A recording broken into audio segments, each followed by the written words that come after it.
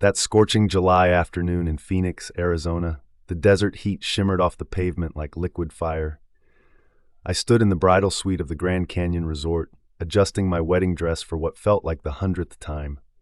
The ivory silk clung to my skin in the oppressive heat, but nothing could dampen the joy burning in my chest. Today was supposed to be perfect. My name is Sophia Mitchell, and at 26, I thought I had life figured out. I was marrying Jake Thornton, my college sweetheart, surrounded by everyone I loved. Well, almost everyone. There was one person whose presence cast a shadow over my perfect day, and that person was currently fixing my veil with trembling hands. "Hold still, sweetheart," Patricia whispered, her voice barely audible above the air conditioning's hum. "You look absolutely radiant." Patricia, my stepmother of 15 years, the woman who married my father when I was 11, just 2 years after my mother's death from cancer. The woman I'd spent half my life resenting, pushing away, and secretly wishing would just disappear from our lives. Don't get me wrong, Patricia wasn't evil. She never hit me, never screamed, never did anything overtly horrible. But she wasn't my mother. She tried too hard, smiled too much, and no matter what she did, I couldn't forgive her for taking my mother's place at the dinner table, in family photos, in my father's heart. "There," she said, stepping back with a satisfied smile. "Perfect." I caught her reflection in the mirror. At 51, Patricia was still beautiful in that understated way some women manage effortlessly. Her auburn hair was pulled back in an elegant chignon, and she wore a modest navy dress that complemented her green eyes. But today, something seemed off. Her skin looked pale beneath her makeup, and I noticed her hands shaking slightly as she reached for her purse. "Are you feeling all right?" I asked, though the question came out more mechanical than concerned. "Just wedding nerves," she laughed, but it sounded forced. "You know how emotional I get." I did know. Patricia cried at everything. Hallmark commercials, high school graduations, even when our neighbor's cat had kittens. My father used to tease her about it, calling her his tender heart. It was one of the many things about her that irritated me. A knock at the door interrupted my thoughts. "Sophia, it's time," my maid of honor, Chloe, called from the hallway. My heart hammered against my ribs. This was it. The moment I'd dreamed of since Jake proposed on that snowy Christmas morning 18 months ago. I grabbed my bouquet of white roses and baby's breath, took one last look in the mirror, and headed for the door.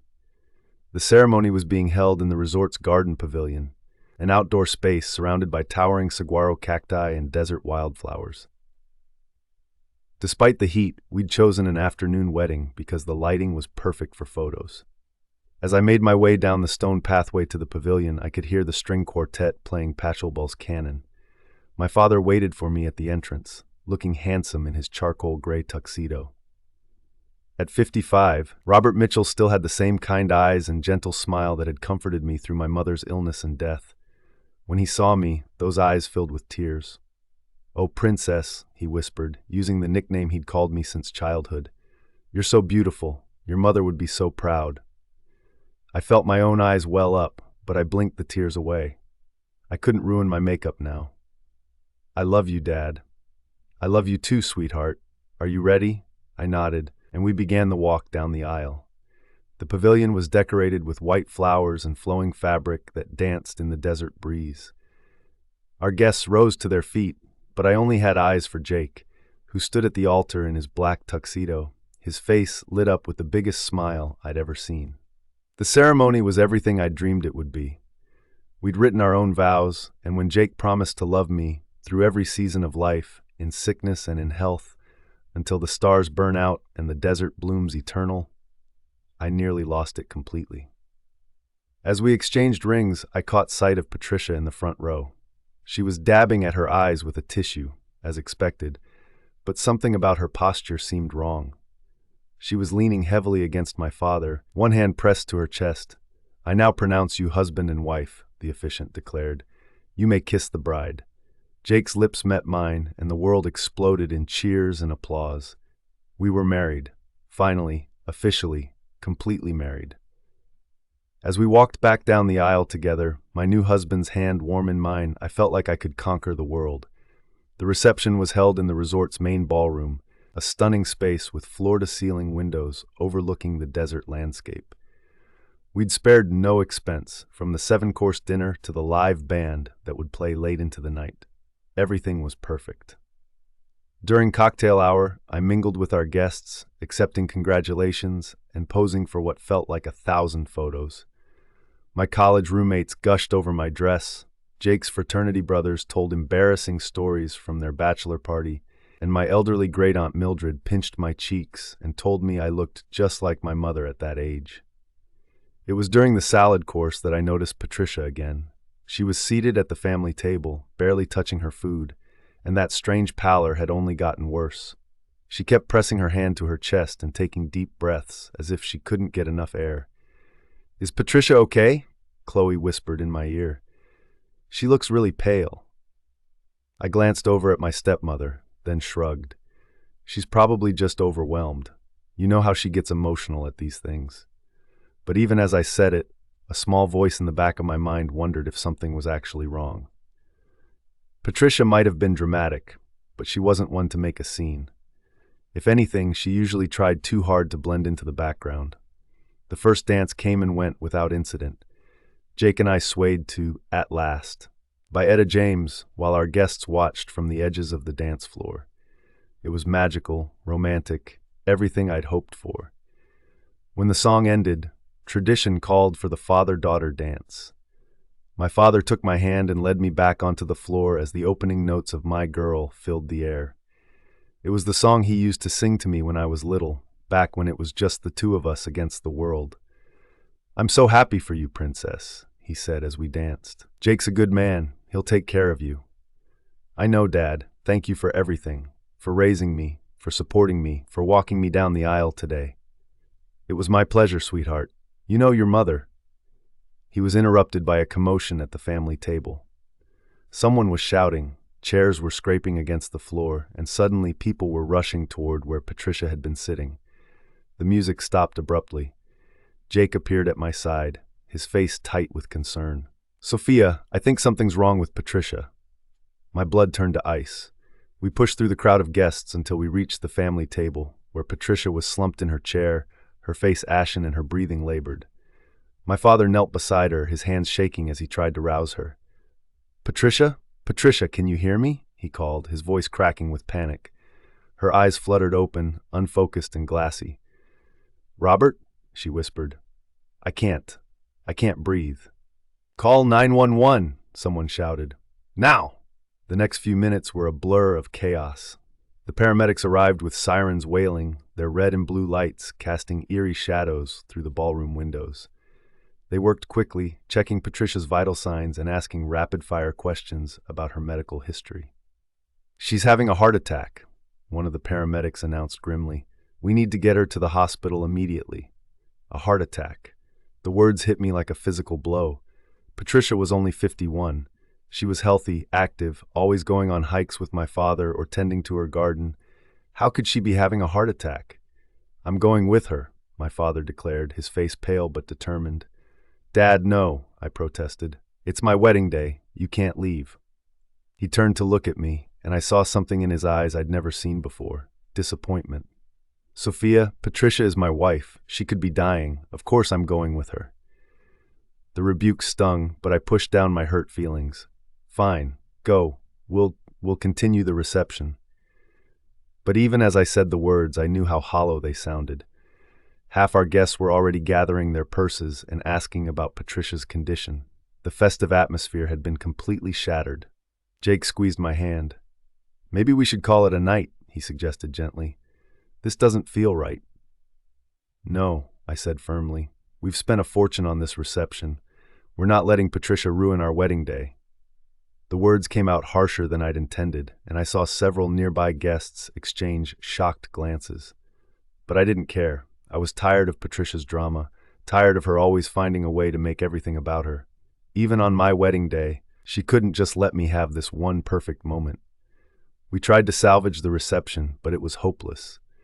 The mood was somber, conversations were muted, and people kept asking about Patricia's condition. By 9 o'clock, most of our guests had left, offering awkward condolences and promises to call later. Jake and I retreated to the bridal suite, where I finally allowed myself to break down. All the stress, disappointment, and anger I'd been holding in came pouring out in ugly, heaving sobs. "Our wedding is ruined," I cried into Jake's shoulder. "She ruined everything."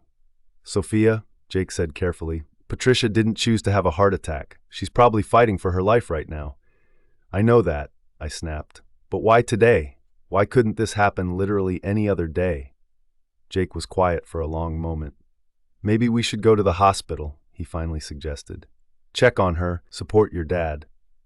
"On our wedding night? Absolutely not." I pulled away from him, wiping my eyes. "We're supposed to be celebrating, not sitting in some sterile hospital waiting room." "But she's family." "She's not my family," I interrupted. "She's just some woman my father married. My real mother is dead, Jake. Patricia is nothing to me." The words hung in the air between us, cruel and final. Jake stared at me with an expression I couldn't quite read, and for the first time since we'd started dating, I wondered if he was seeing a side of me he didn't like. We spent our wedding night in tense silence, both of us lying awake staring at the ceiling. I kept telling myself I was right to be angry, that Patricia had selfishly ruined the most important day of my life. But deep down, a small voice whispered that maybe I was being unreasonable. The next morning, Jake and I drove to Phoenix General Hospital. We'd barely spoken during breakfast, and the 40-minute drive passed in uncomfortable quiet. I'd changed out of my wedding dress into jeans and a t-shirt, but I still felt overdressed for a hospital visit. We found my father in the cardiac ICU waiting room, looking like he'd aged 10 years overnight. His tuxedo shirt was wrinkled and stained with coffee, his hair was disheveled, and his eyes were red-rimmed from crying. "Dad?" I approached him cautiously. "How is she?" He looked up at me with those tired, disappointed eyes. "She's stable for now. They had to do emergency surgery to open a blocked artery. The doctors say the next 24 hours are critical."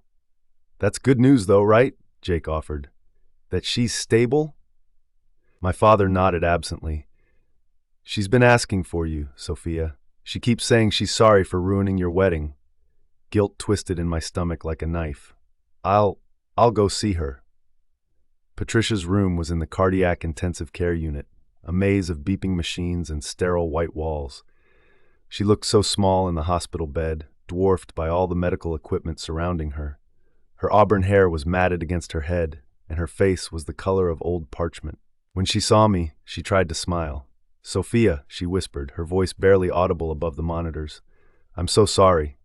"Don't talk," I said, moving closer to her bedside. "You need to rest." "No, I need to tell you something." Her eyes filled with tears. "I never wanted to replace your mother. I know you think I did, but I just wanted to love you." The words hit me harder than I'd expected. "Patricia, please, you don't need to." "Yes, I do." She reached for my hand with trembling fingers. "I've loved you since the day I met you. You were this angry, heartbroken little girl, and all I wanted was to help you heal. But I know I failed. I know you hate me." "I don't hate you," I said automatically, but the words felt empty.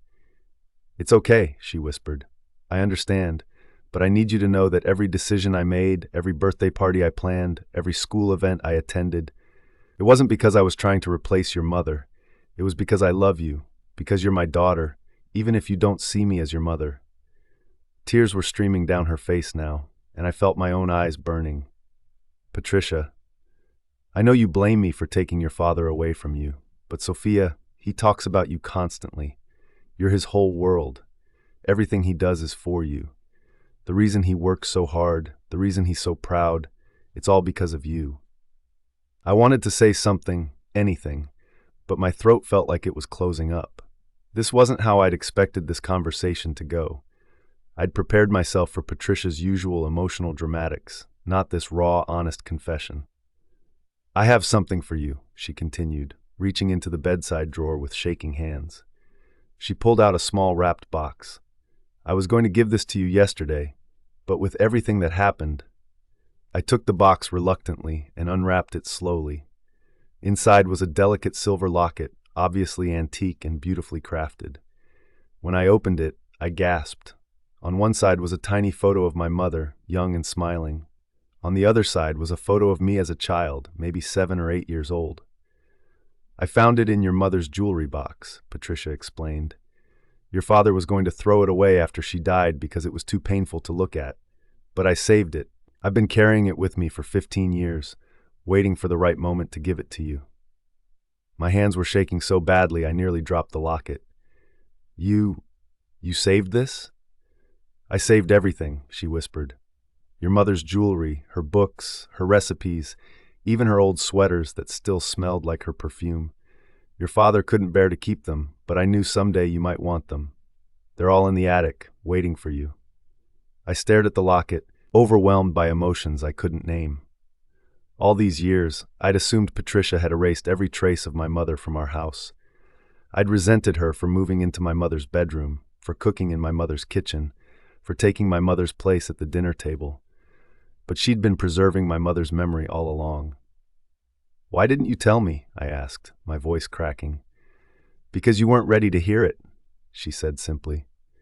You needed to grieve, to be angry, to push me away. I understood that. I just hoped that someday, when you were ready, you might let me love you. The machines around her bed continued their steady beeping, marking time in that sterile room. I looked at Patricia's face, really looked at it, and for the first time I saw past my own resentment to the woman underneath. She wasn't trying to replace my mother. She was just a woman who had fallen in love with a widowed man and his broken daughter, and had spent 15 years trying to build a family from the pieces. I'm sorry, I whispered, and I meant it. I'm sorry for pushing you away, for being so cruel, for making you feel unwanted. You didn't deserve that. Patricia smiled, and for the first time it reached her eyes. You were protecting your mother's memory. I never blamed you for that. We sat in comfortable silence for a while, her hand in mine, the locket warm against my palm. I thought about all the birthdays Patricia had celebrated with me, all the school plays she'd attended, all the times she'd tried to comfort me when I was upset about boys or friends or college applications. She'd been there for everything, and I'd spent years wishing she would just disappear.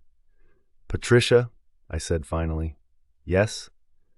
When you get out of here, I'd like to see Mom's things, the things you saved. Her smile was radiant. I'd love that. Patricia spent another week in the hospital, but she recovered fully. The doctors said she'd been having minor heart episodes for months, but had been hiding the symptoms because she didn't want to worry anyone. Typical Patricia, always putting everyone else's needs before her own. Jake and I postponed our honeymoon to stay in Phoenix while she recovered. We spent our days at the hospital, playing cards and watching terrible daytime television. I learned things about Patricia I'd never known. That she'd wanted children of her own, but couldn't have them. That she'd been a teacher before she married my father. That she'd grown up poor and had worked her way through college on scholarships. More importantly, I learned that she genuinely loved me. Not because she had to, not because my father expected her to, but because she'd chosen to. For 15 years, she'd chosen to love an angry, resentful girl who had never given her a chance. When Patricia was finally released from the hospital, we went back to the house where I'd grown up. She led me up to the attic, to a corner I'd never paid attention to before. There, carefully stored in cedar chests and protective boxes, was my mother's entire life. Her wedding dress, carefully preserved in tissue paper. Her jewelry, including the engagement ring I'd thought was lost. Her books, with little notes in the margins in her familiar handwriting. Her recipe box, filled with index cards covered in her neat script. Even her perfume bottles, still faintly fragrant after all these years. She was beautiful, Patricia said softly, looking at a framed photo of my parents on their wedding day. I used to worry that you'd think I was trying to erase her, but how could I? She made you, and you're the most amazing person I know. I picked up one of my mother's books, a well-worn copy of Pride and Prejudice, with dozens of bookmarks sticking out of the pages. On the inside cover, in my mother's handwriting, was an inscription. For my darling Sophia, may you find your own Mr. Darcy someday. All my love, Mom. The tears came then, 15 years' worth of grief I'd been holding back. I cried for my mother, for the time we'd lost, for the relationship with Patricia I'd almost thrown away. And Patricia held me while I sobbed, stroking my hair and whispering that it was okay, that my mother would be proud of the woman I'd become. That night, over dinner, I told my father and Patricia about our conversation in the hospital. My father cried when I described the locket, and he apologized for not handling my mother's death better. I was so lost without her, he admitted. I didn't know how to help you grieve when I could barely function myself. Patricia saved us both. Looking at them across the dinner table, I finally saw what I'd been blind to for so long. They weren't trying to erase my mother's memory. They were honoring it by building something beautiful from the ashes of our grief. Jake and I eventually took our honeymoon, a delayed trip to Italy that was even more perfect for the wait. When we returned, I made a decision that surprised everyone, including myself. I asked Patricia if she wanted to plan a small ceremony where we could renew our vows, with her and my father present this time as the family we'd always been, but I'd been too stubborn to see. "Are you sure?" she asked, tears in her eyes. "I don't want to impose." "You're not imposing," I interrupted. "You're my family. You've always been my family. I was just too hurt and angry to see it." We held the ceremony 6 months later in my parents' backyard, surrounded by close friends and family. It was small, intimate, and perfect in a way our original wedding hadn't been. When my father walked me down the makeshift aisle, Patricia was there at the altar beside Jake, holding my mother's locket and smiling through her tears. In my vows, I promised Jake that I would love him with the kind of selfless, patient love that Patricia had shown me. The kind of love that doesn't demand recognition or gratitude, that persists even when it's not returned, that chooses to see the best in people even when they're at their worst. After the ceremony, Patricia pulled me aside. "Your mother would be so proud of you," she said, "not just because you're successful or beautiful or accomplished, but because you have her heart. You know how to love deeply, even when it's hard." "I learned that from you," I replied, and I meant it. Patricia smiled and fastened my mother's locket around my neck. "No, sweetheart, you learned it from both of us." Today, 5 years later, Patricia and I have the relationship I never thought possible. She's not my mother. No one could ever replace the woman who gave me life, but she's something just as precious. She's the woman who chose to love me when I was unlovable, who preserved my mother's memory when I thought it was lost, who showed me that family isn't just about blood, it's about choice. My father often jokes that he got 2 daughters for the price of one when he married Patricia. But I know the truth. Patricia got the harder bargain. She got a broken, angry girl who spent 15 years punishing her for loving us, and she loved me anyway. If you're reading this and you have someone in your life who's trying to love you, a step-parent, a guardian, a chosen family member, don't make the mistake I almost made. Don't let pride and grief blind you to the gift they're offering. Love isn't a finite resource. Accepting love from someone new doesn't diminish the love you had for someone you've lost. I wear my mother's locket every day now, and inside it I keep 2 photos. One of my mother, young and radiant, and one of Patricia and me at my vow renewal, both of us crying and laughing at the same time. They represent the 2 kinds of love that shaped me. The love that gave me life, and the love that taught me how to live. Sometimes the people who love us most are the ones we push away the hardest. Sometimes the family we need isn't the family we're born into, but the family that chooses us. And sometimes, if we're very lucky, we get a second chance to see what was there all along. Patricia didn't ruin my wedding day. She saved my life, and I almost missed it completely.